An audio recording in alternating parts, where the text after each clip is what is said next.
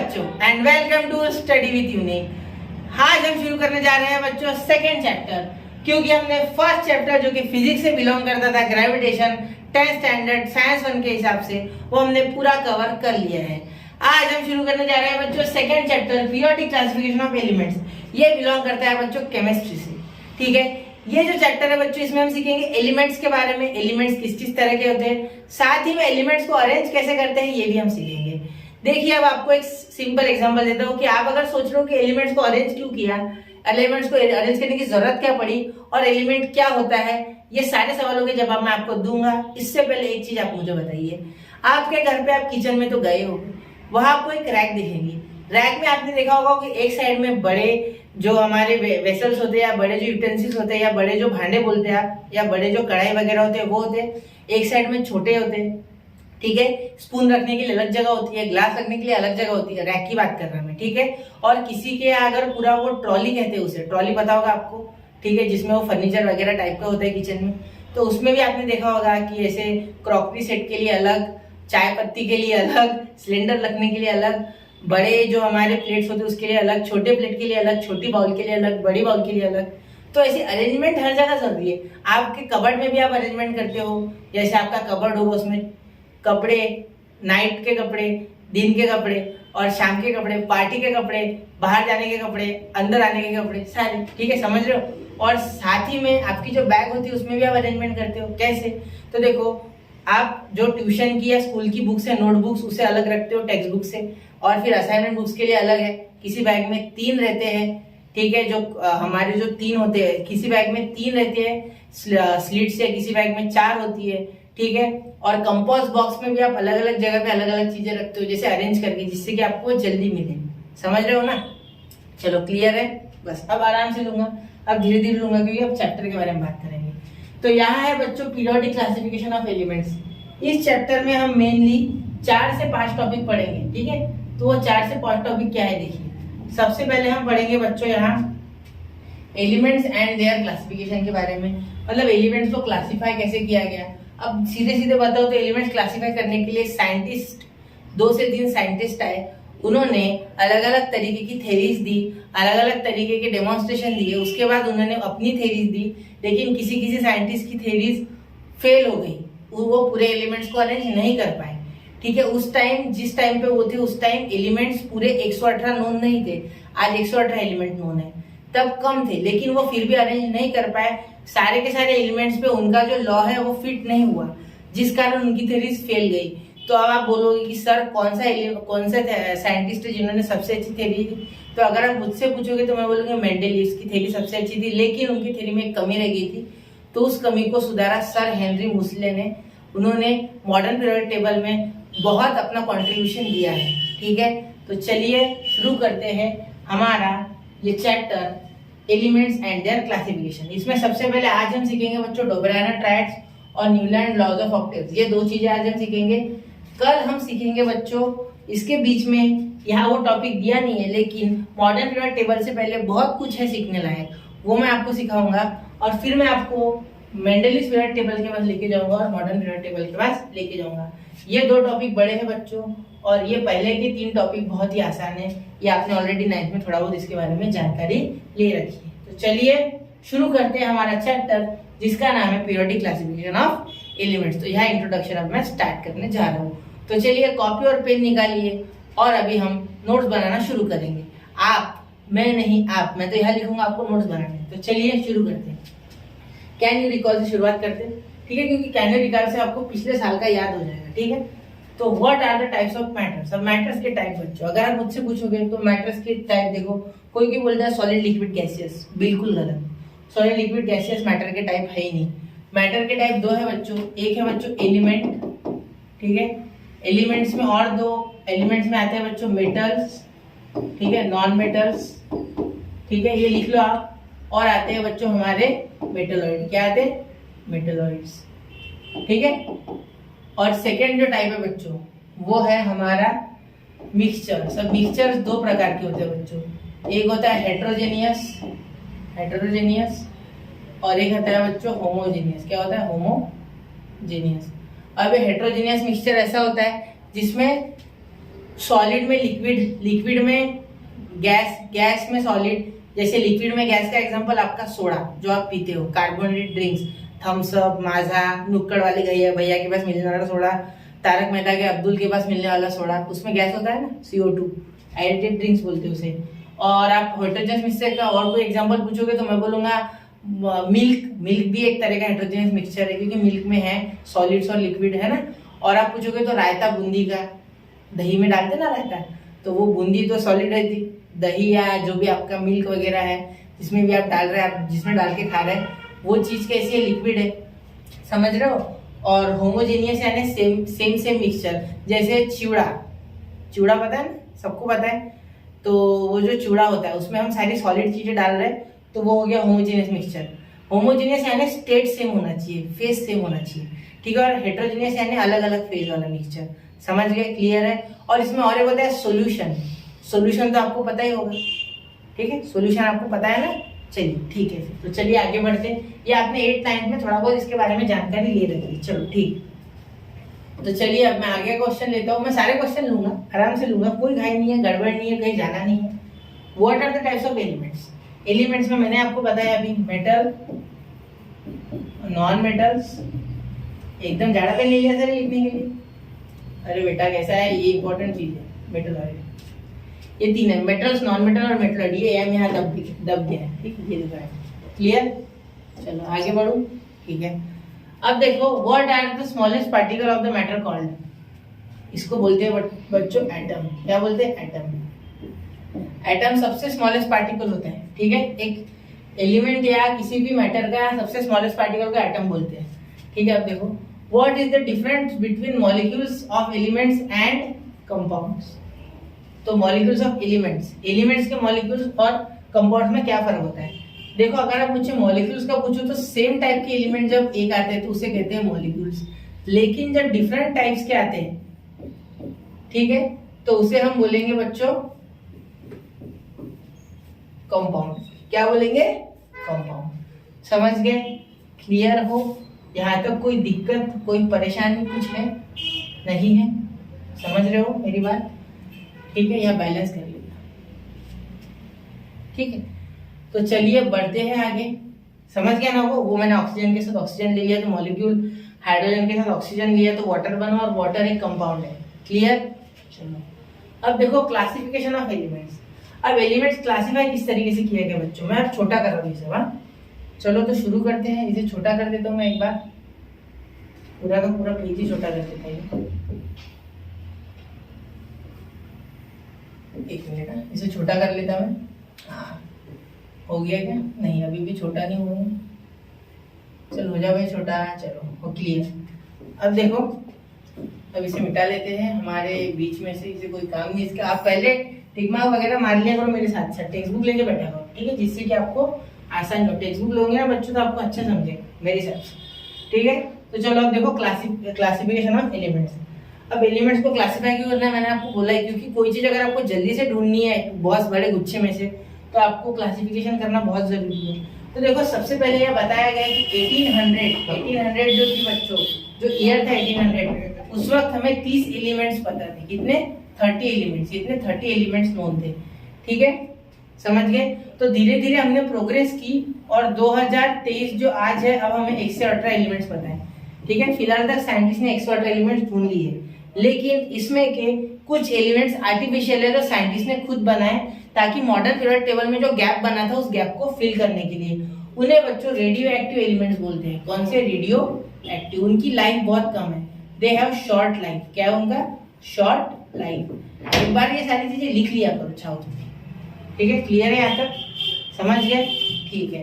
तो एलिमेंट्स तो metal, non metal और मेटलॉइड होंगे, मतलब 118 में मेटल्स भी है, नॉन मेटल्स भी और मेटलॉइड भी, ठीक है। क्लियर है? आप नोट्स बना लिया करो, अगर मैं कुछ बोल रहा हूँ मैं यहाँ नहीं लिख रहा हूँ तो आप लिख लो, ठीक है। अब उनकी प्रॉपर्टीज, अब एलिमेंट्स के पास प्रॉपर्टीज होती है। कौन सी प्रॉपर्टीज? दो तरीके की प्रॉपर्टीज मेन होती है बच्चों। देखो, सबसे पहले होती है फर्स्ट फिजिकल प्रॉपर्टीज। फिजिकल की, वो दिखता कैसा है, वो लस्चरस है, नॉन लस्चरस है वगैरह। जैसे हम मेटल को बोलते हैं लस्टर है, नॉन मेटल को बोलते हैं लस्टर नहीं है। या आपने 8th में चैप्टर पढ़ा है मेटल एंड नॉन मेटल, शायद यही नाम था ना उसका, हाँ। और सेकेंड जो है वो है प्रॉपर्टी केमिकल प्रॉपर्टी। अब केमिकल प्रॉपर्टीज ये कि वो रिएक्ट कैसा करता है दूसरे एलिमेंट के साथ या दूसरे मेटल के साथ या दूसरे नॉन मेटल के साथ या दूसरे मेटलॉइड के साथ, इसे हम बोलेंगे केमिकल प्रॉपर्टी। ठीक है, केमिकल प्रॉपर्टी यानी जब वो सपोज रिएक्शन कर रहा है तो वो फास्ट कर रहा है, स्लो कर रहा है, हीट रिलीज कर रहा है, नहीं कर रहा है, ऑक्सीजन के साथ कैसे रिएक्ट कर रहा है, कार्बन के साथ कैसे रिएक्ट कर रहा है, हाइड्रोजन के साथ कैसे रिएक्ट कर रहा है, उसे हम कहेंगे बच्चों केमिकल प्रॉपर्टीज। ठीक है, क्लियर है? चलो तो ये मिटा दूं, मैं ये खत्म कर दूं, बस ठीक है, समझ गए ना। चलो तो अब मैं इस पेज के बारे में आप इतना इंफॉर्मेशन आपको मिल गया। अब देखो, अब सिर्फ एक ही चीज मैंने छोड़ी है यहाँ, मतलब डोबेराइनर ट्राइड्स। अब वो ले लेते डोबेराइनर सर के ट्राइड्स। अब डोबेराइनर्स के ट्राइड्स क्या है? अब ट्राइड्स यानी बच्चों सबसे पहले आपको बता दूं, ट्राइड्स यानी होता है बच्चों 3। क्या होता है ट्राइड्स यानी 3? और 3 क्या है? सीधी सी बात है, एलिमेंट्स के बारे में बात चल रही है, 3 एलिमेंट्स। अब इन्होंने क्या किया बच्चों? सेम इन्होंने कंडीशंस क्या लगाई, देखो इन्होंने 3 एलिमेंट्स उठाए, 3 एलिमेंट्स, लेकिन कैसे? तो उसके लिए कुछ कंडीशन है बच्चों, तो वो कंडीशन मैं पहले लिख लूं। ठीक है, क्या आपको स्पीड से हो रहा है मेरा बोलना? अगर स्पीड से हो रहा है तो स्लो कर सकते हैं आप। ठीक है, यूट्यूब पे वो प्लेबैक वाला बटन होता है जिसमें प्ले की स्पीड शायद कम ज्यादा होती है, तो वो एक बार देख लो। ठीक है, मैं इसलिए थोड़ा जल्दी ले रहा हूँ क्योंकि मुझे और आगे का लेना है। ठीक है, इसके बाद और आगे जो टॉपिक है वो भी लेना है। तो ये सारा इंपॉर्टेंट नहीं था अभी तक जो मैंने लिया, वो पेपर में नहीं आएगा, एग्जाम में ये डोबेराइनर ट्राइड्स आएगा। ये सारा तो पिछले साल का था, इसलिए मैंने थोड़ा जल्दी बोल दिया। ठीक है, मैं सोच रहा हूँ कि ये शायद आपको पता हो, ठीक है, लेकिन मैं कोशिश कर रहा हूँ कि बताओ पूरा। ठीक है, क्योंकि अगर मैंने कोई चीज छोड़ दी और वही अगर आपको अड़ जाए आगे तो प्रॉब्लमेटिक नहीं होना चाहिए इसलिए। ठीक है, तो चलिए आगे बढ़ते हैं। मैं फर्स्ट कंडीशन लिख रहा हूँ, इसकी 3 कंडीशन है, मैं तीनों लिख लेता, 2 और ये 3। अब देखो क्या कंडीशन है बता था। सबसे पहली कंडीशन है बच्चों, एलिमेंट, ये 3 एलिमेंट लेने तो है, लेकिन 3 एलिमेंट कैसे लेने ये मैं बता रहा हूँ। ठीक है, the element should have same chemical properties. उनकी केमिकल प्रॉपर्टीज कैसे होनी चाहिए? सेम होनी चाहिए, सेम केमिकल प्रॉपर्टीज। ठीक है, चूज करने से पहले देख लेना पड़ता है कि उनकी केमिकल प्रॉपर्टीज सेम होनी चाहिए। दूसरी चीज क्या कंडीशन है? दूसरी कंडीशन ये है बच्चों कि arrange them in increasing order, arrange them in increasing, ये सारा लिख लिया करो मेरे साथ, increasing order of atomic mass, of atomic mass. चिंता मत करो, मैं छोटा भी कर सकता चाहूँ तो, एटॉमिक मास। ठीक है, और थर्ड ये है बच्चों कंडीशन कि आपको पहले और आखिरी वाले का सम करना और आपको बीच वाले का मिल जाएगा। ये कंडीशन नहीं, एक्चुअली ये लॉ ही है। ठीक है, तो ये थर्ड वाली रहती, इसका कोई काम नहीं। ठीक है, तो ये 2 कंडीशंस अगर फॉलो करते हो, कोई 3 एलिमेंट्स अगर ये 2 कंडीशंस फॉलो करते हो, तो एक्चुअल में कंडीशन सिर्फ पहली है, केमिकल प्रॉपर्टीज सेम होना, ये तो आप अरेंज कर लोगे एटॉमिक मासेस। तो लेकिन असेंडिंग ऑर्डर में ही करना है, इंक्रीजिंग ऑर्डर यानी असेंडिंग ऑर्डर, आपको पता होगा ना ये चीज कि असेंडिंग डिसेंडिंग। असेंडिंग यानी बढ़ता हुआ क्रम, मतलब 1 के बाद 2, 2 के बाद 3, 3 के बाद 4, और उतरता क्रम यानी डिसेंडिंग, 4 3 2 1 ऐसा। तो डिसेंडिंग नहीं, असेंडिंग, नीचे से ऊपर जाना है। समझ गए? क्लियर है? चलो, तो यहाँ तक क्लियर हो गया आपको पूरे तरीके से। चलिए तो आगे बढ़ू। ठीक है, ये लिख लिया करो, ये सारी चीजें लिख लिया करो, नोट डाउन कर लिया करो, कहीं ना कहीं आपके काम में आएगा ऐसा मुझे लग रहा है। ठीक है, तो ये मैं इसे मिटाता नहीं, मैं साइड में लिख रहा हूँ, शायद आपको ये दिख रहा हो। ठीक है, तो अब मैं यहाँ कोई भी एग्जाम्पल ले लेता हूँ। तो एग्जाम्पल लिखो, एग्जाम्पल यहाँ जो टेक्स्ट बुक में वही ले रहा हूँ। ठीक है, तो डोबेराइनर सर ने क्या किए, 3 एलिमेंट्स लिए। ठीक है, तो सबसे फेमस एग्जाम्पल है इनका, सबसे फेमस एग्जाम्पल क्या है? कलर आपको विजिबल है, एक बार देख लो कैमरा में। तो एलाय, सोडियम और पोटेशियम, ऐसे 3 इन्होंने एलिमेंट ले लिए। ये तीनों के तीनों बच्चों अल्कली अर्थ मेटल्स हैं। क्या है? Alkali metal, sorry alkali earth metals नहीं, alkali metals. Slip of tongue हो गया मेरा, अल्कली मेटल्स। क्या है? Alkali metals. ठीक है, सारे के सारे अल्कली मेटल्स हैं। अब देखो बच्चों, इन्होंने क्या किया है उसके बाद, एक मिनट, तो लिथियम का इन्होंने क्या ले लिया, लिथियम का जो एटॉमिक मास है बच्चों वो है 6.9। ठीक है, पोटेशियम का जो है बच्चों, सॉरी सोडियम का जो है बच्चों वो है 23.0, और पोटेशियम यानी के का है बच्चों हमारे 39.8। 1। तो ये इनका एटॉमिक मास हो गया, ठीक है। तो अब इस एटॉमिक मास के साथ इन्होंने क्या किया, चलो अब इन एटॉमिक मासेस के साथ इन्होंने क्या बोला कि इन्हें अरेंज कर दो असेंडिंग ऑर्डर में, मतलब ये पहला, ये दूसरा और ये तीसरा। अब क्या कर दो, पहले और तीसरे को मिला दो, इनको प्लस कर दो, ठीक है। मतलब क्या बोला है कि इनका मीन कर लो, mean of the first and third Dobereiner triads.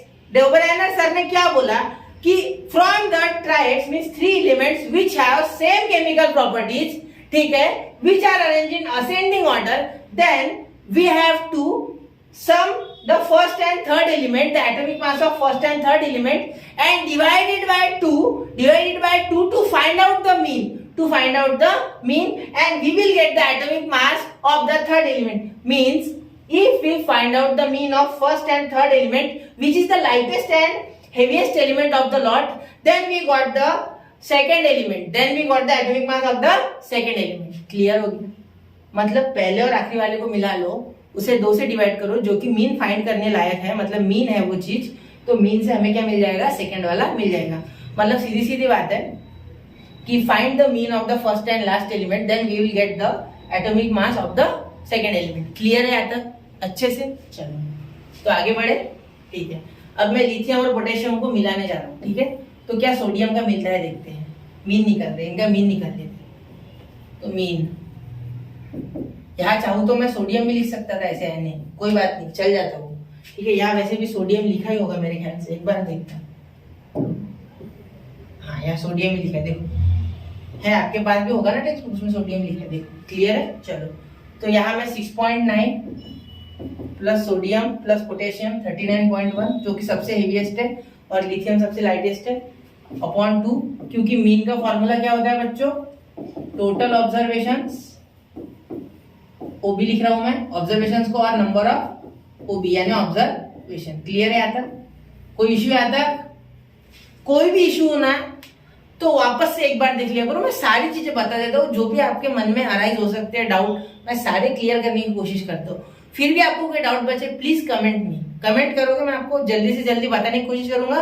और ये याद रखना, चाहे चैनल पे 10 लाख भी सब्सक्राइबर हो गए, 10 लाख भी व्यूज आ गए, फिर भी मैं हर एक का कमेंट देने की कोशिश करूंगा जितना हो सके उससे मुझसे रिप्लाई, ठीक है। अगर वो पढ़ाई के बारे में हो तो ठीक है, पढ़ाई का कमेंट करो, मैं कर दूंगा आपको जल्दी से जल्दी रिप्लाई। नहीं देखूंगा नहीं कि भाई कितनी रात हो गई, दिख गया, मैं पूरा रिप्लाई करने की कोशिश करूंगा।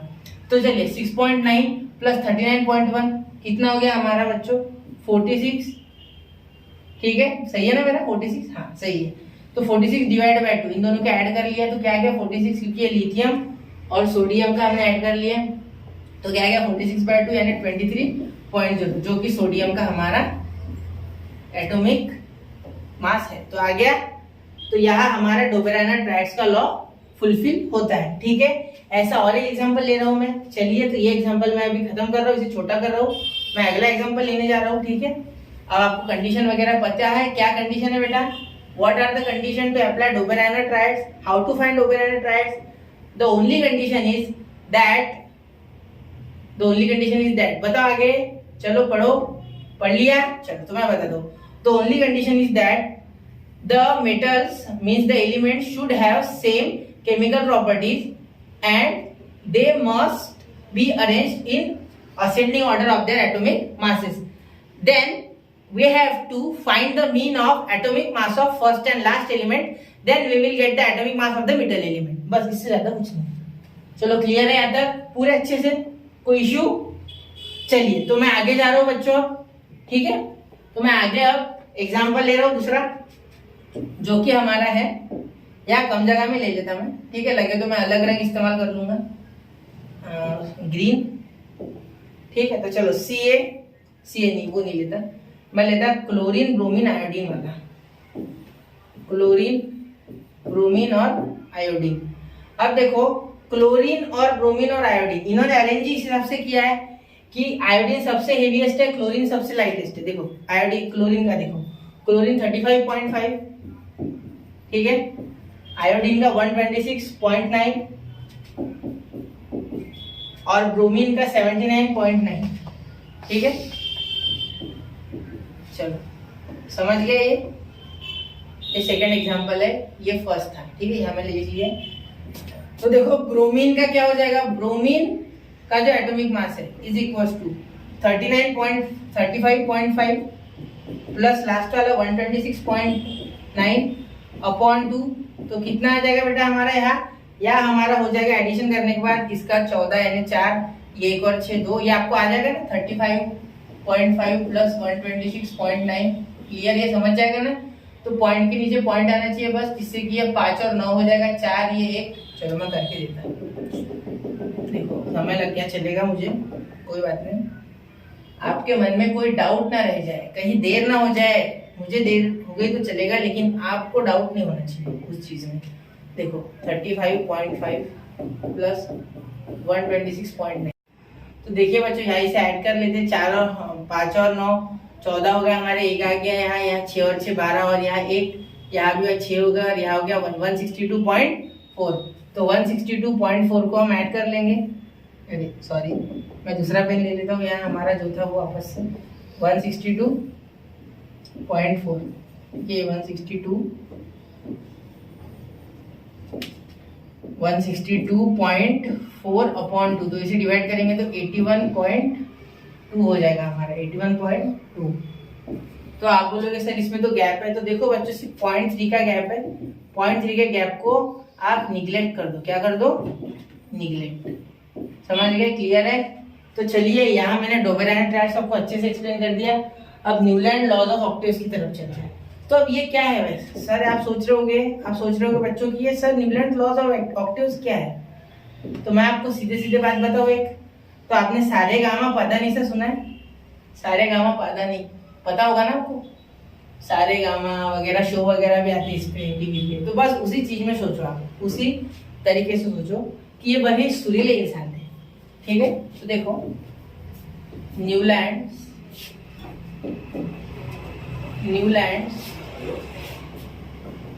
Laws of octaves. अब देखो ऑक्टेव उसी तरीके का है जैसे हमारे यहाँ सा, रे, गा, मा, पा, धा, नी, ये है। तो उसी तरीके से इसमें बच्चों है दो, रे, मी, फा, सो, ला, ती। अब मैं आपको एक ट्रिक बताऊंगा, देखो सारे गामा पादा नहीं तो याद रह जाता, लेकिन डोरे मी फासो ला ती याद नहीं रहता।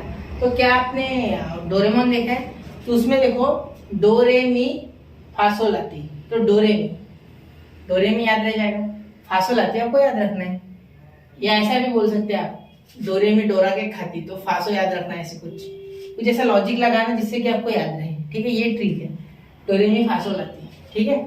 तो चलो मिटा दो ये, ठीक है, वैसे इसका काम नहीं पड़ेगा आपको डोरे में फासो लाती का।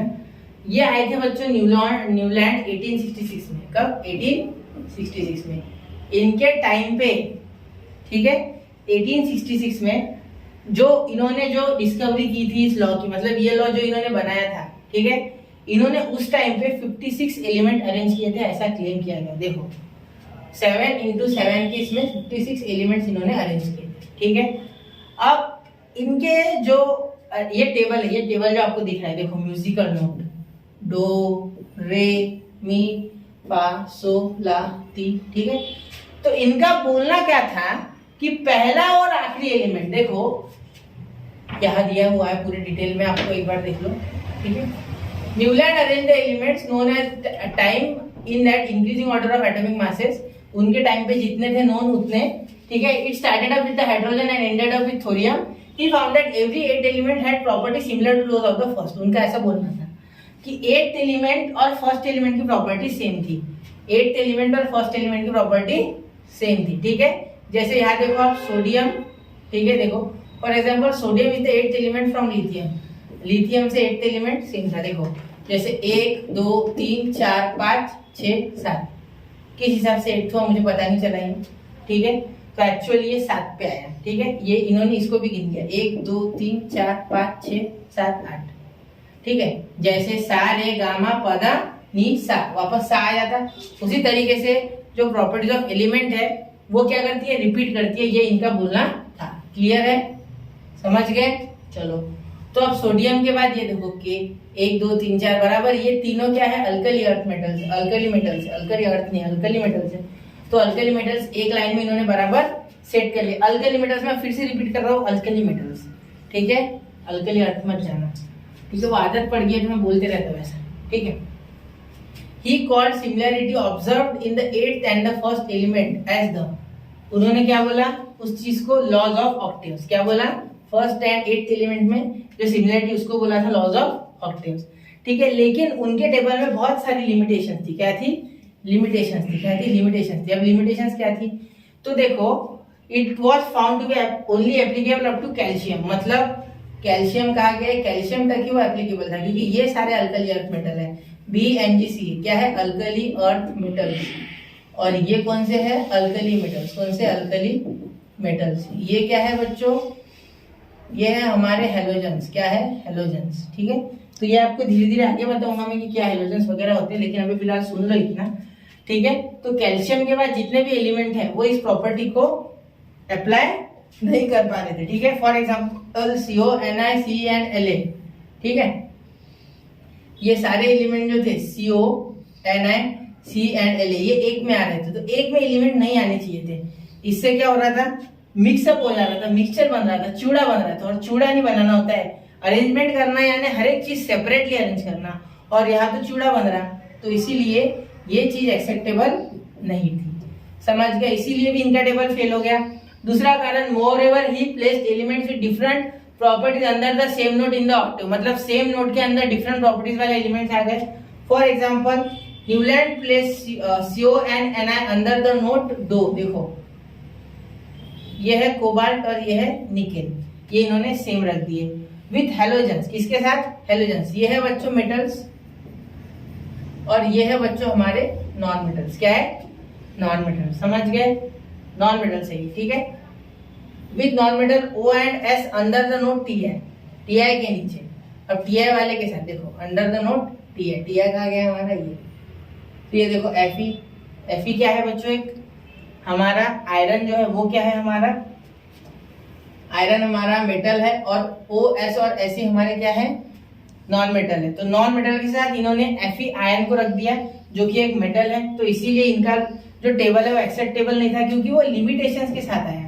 और लिमिटेशंस के साथ आया मतलब क्या हुआ, पहले डोबेरानंद ने भी यही गलती की कि सारे एलिमेंट उनके लॉ को अप्रोक्सीमेटली एक्सेप्ट कर रहे थे, एक्यूरेटली नहीं हो रहा था वो काम, ठीक है। यहाँ भी लिमिटेशंस आ गए, सारे एलिमेंट्स नहीं कर पा रहे वो चीज, सारे एलिमेंट्स को नहीं अप्लाई हो रहा है, और कहीं कहीं तो चिवड़ा बन जा रहा, मतलब मिक्सअप हो रहे एलिमेंट्स, तो वो होना नहीं चाहिए। The properties of the new element discovered later on did not fit in Newland, मतलब जो नए एलिमेंट मिले उस टाइम पे जितने थे उतने तो उन्होंने 56 डाल दिए, लेकिन जो बाद में 118 मिले, टोटल 118 हुए, तो उस 118 मिले नहीं, इसमें थोड़े हमने खुद बनाए, लेकिन जो मिले समझो हमको 98 मिले होंगे, तो वो 98 भी ये फिट नहीं कर पाया, समझो 98 मिले होंगे, उससे कम ज्यादा मिले होंगे, ठीक है, समझ गए। तो 98 एलिमेंट्स है, जो भी जितने मिले वो ये टेबल उसका भार सहन नहीं कर पाया, इसके कंधे मजबूत नहीं थे, इसमें बेसिक प्रॉब्लम्स थी कुछ, उसके कारण ये टेबल वही फेल हो गया। अब हम पढ़ेंगे अगले इसमें मेंडेलियस पीरियोडिक लॉ। तो देखिए अब आपको न्यूलैंड लॉज ऑफ ऑक्टेव समझ गया, सा रे गा मा प ध नि सा, तो सा के सा रिपीट होता है, सा के बाद 8वें नंबर पे सा, वैसे ही पहले और 8वें एलिमेंट में प्रॉपर्टी सिमिलर होती है, समझ गए। दूसरी बात कि क्या हो गया, इनके टेबल में क्या कमियां थी कि मेटल्स के साथ हेलोजेंस या नॉन मेटल्स आ रहे थे। दूसरी चीज एक ही जगह पे दो एलिमेंट्स आ रहे थे। तीसरी चीज कहीं मेटल्स और नॉन मेटल आ रहे, ठीक है। ऐसी बहुत सी कमियां थी इसमें, इसीलिए ये टेबल एक्सेप्टेबल नहीं था। ऊपर से नए एलिमेंट्स के लिए इसमें जगह भी नहीं थी जो कि डिस्कवर होने के अभी तक थे, तो इसीलिए ये टेबल खारिज कर दिया गया, ठीक है। और ये आप हमारे यहाँ के सारे गामा पदा निशा, तो यहाँ डोरेमी फासोला थी, तो याद रखना। तो चलिए ये बड़े ही सुरीले अंदाज में आज हम खत्म करने जा रहे हैं लॉज ऑफ ऑक्टेव्स। तो चलिए मिलते हैं अगले लेक्चर में, तब तक के लिए पढ़ते रहे, नोट्स बनाते रहे, आगे बढ़ते रहे। अगला लेक्चर जल्दी लेके आएंगे, तब तक के लिए जय हिंद जय भारत।